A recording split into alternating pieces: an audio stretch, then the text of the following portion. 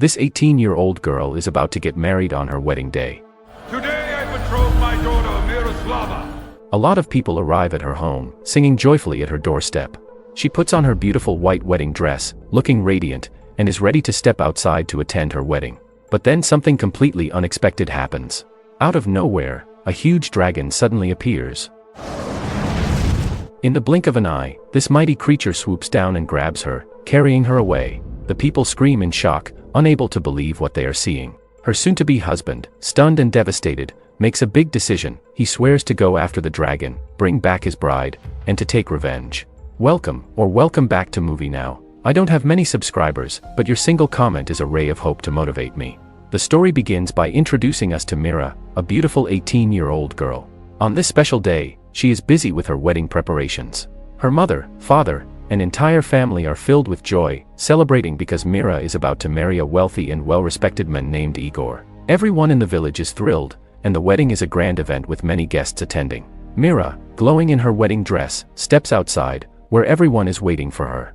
The guests, including Igor's parents, are happily singing a song together. The song sounds like a traditional wedding tune, but what they don't realize is that, many years ago, people used to sing this exact same song to summon dragons.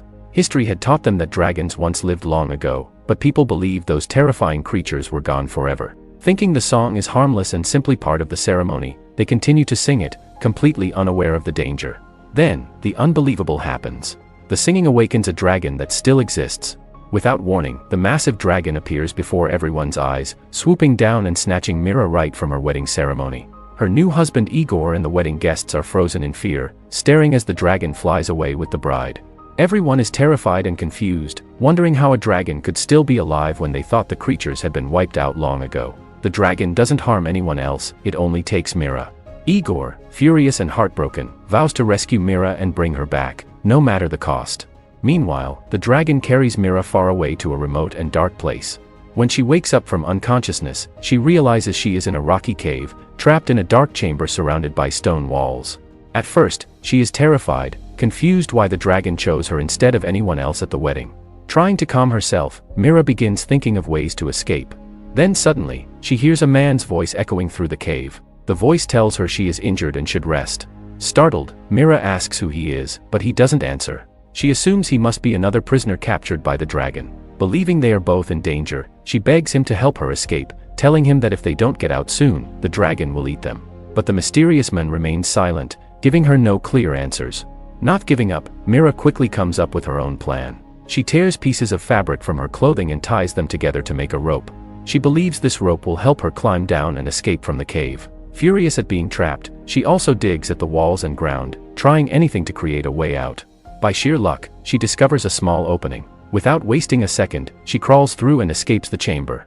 As she runs, she finds herself on a high cliff with a massive bridge stretching across a dangerous chasm. Desperate, Mira decides she would rather risk her life by jumping from the bridge than stay and become food for the dragon. She gathers her courage and leaps. But just as she jumps, the mysterious man from earlier suddenly appears and dives after her. In midair, something unbelievable happens. His body begins to glow, and before Mira's stunned eyes, he transforms into a dragon with enormous wings. He catches her before she falls, saving her life. Mira, completely shocked by what she just witnessed, faints in his arms. When she wakes hours later, she sees that the dragon is badly wounded. The creature was injured while saving her, protecting her with its own body. She is completely astonished, unable to understand how the dragon could transform into a human and why it would protect her. For the first time, Mira realizes that this dragon is not just a mindless beast, it is something much more complicated.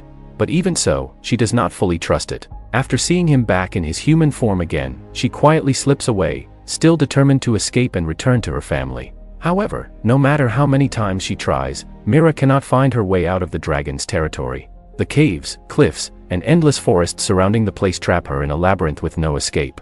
Exhausted, weak, and hungry, she eventually finds herself resting inside a cave. Her fear of the dragon is still strong, but she is also beginning to sense something unusual about him. This marks the beginning of Mira's struggle, not only to escape, but also to understand the mysterious bond forming between herself and the dragon. She finds herself next to the man who had transformed into a dragon and saved her life. He is calmly sitting by the water, fishing. He looks at her and tells her that he is fishing for her, which leaves Mira completely speechless.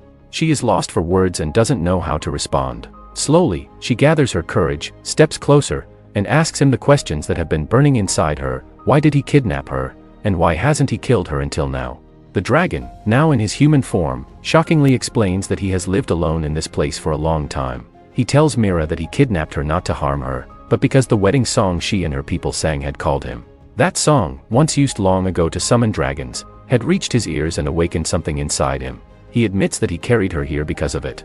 Then he adds something unexpected. He tells Mira that she is free to leave whenever she wishes.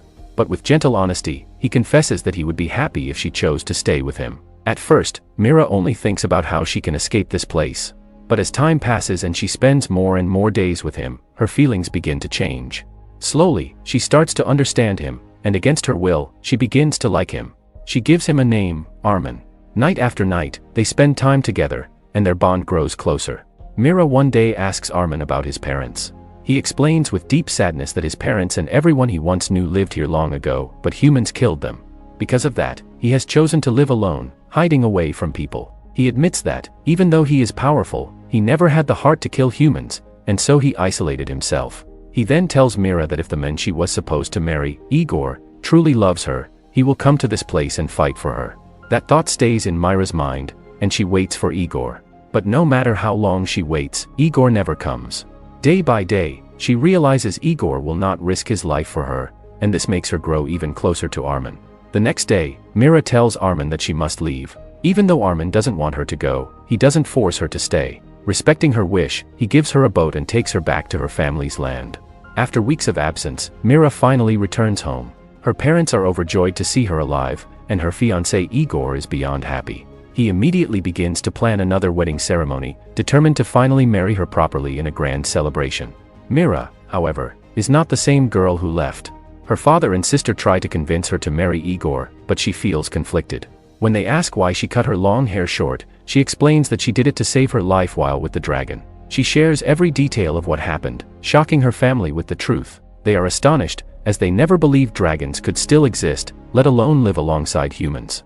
Despite Mira's hesitation, the second wedding ceremony is prepared. The village celebrates once more, and Igor is eager to finally make Mira his wife. But deep inside, Mira's heart is torn. She cannot deny that her time with Armin was special, and she realizes she has fallen deeply in love with him. To her, the moments she spent with Armin were far more precious than anything she ever had with Igor.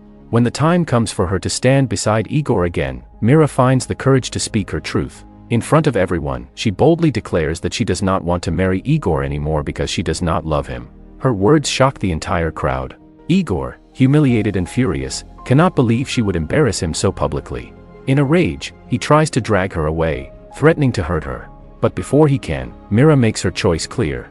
She begins to sing the same dragon song that had once brought Armin to her.